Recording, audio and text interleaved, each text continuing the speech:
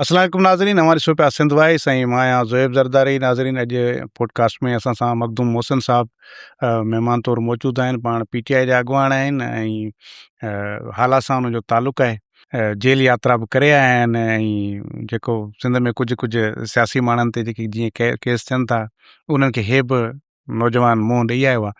तव्हां छा था सम्झो त सिंध में जहिड़े नमूने सां PTI खे एक्टिवली कमु करणु खपे, जेका सूबाई क़यादत आहे, हिते त घटि में घटि इन लेवल जूं पाबंदियूं कोन्हनि जीअं की ॿिए पासे मामला आहिनि, पर उनजे बावजूदि क़यादत ख़ामोश ऐं मामला ग़ाइबु छो लॻा पिया आहिनि इहे समूरा पस मंज़र खां? ॾिसो, पॉलिटिक्स कबी आहे माण्हुनि खे रिलीफ ॾियण जे लाइ, माण्हुनि खे इज़त ॾियण जे लाइ, या माण्हुनि जा मसइला हल करण जे लाइ।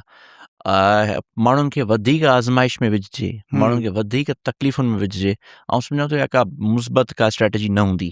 हींअर जेके मुल्की हालात आहिनि या जंहिं तरफ़ हालात वञनि पिया आहिनि, स्पेसिफिकली अगरि तव्हां मूंखां पुछंदो त आउं पंहिंजे तक जे माण्हुनि खे या जेके दोस्त मूंसां वाबस्ता आहिनि, आउं उन्हनि खे आज़माइश में विझण खां पासो कंदो। इन जे करे ई मूं फ़ैसिलो कयो त 2024 जी इलेक्शन में जीअं नॉमिनेशन जो मुंहिंजो इशू थियो, आउं चाहियां हा त हाई कोर्ट जे थ्रू ऐं उन फॉर्म खे बहाल कराए, ऐं अगरि ज़बरदस्ती करणी हुजे त आउं करे वञा हा।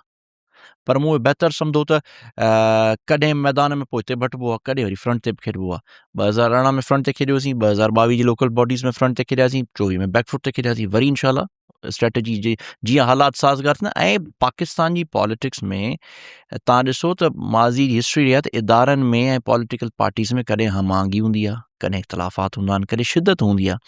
तव्हां 80s वारो दौरु कढो, बेनज़ीर साहिबा सां केतिरी शिदत हुई, वरी 88 खां पोइ मामला थधा थी विया।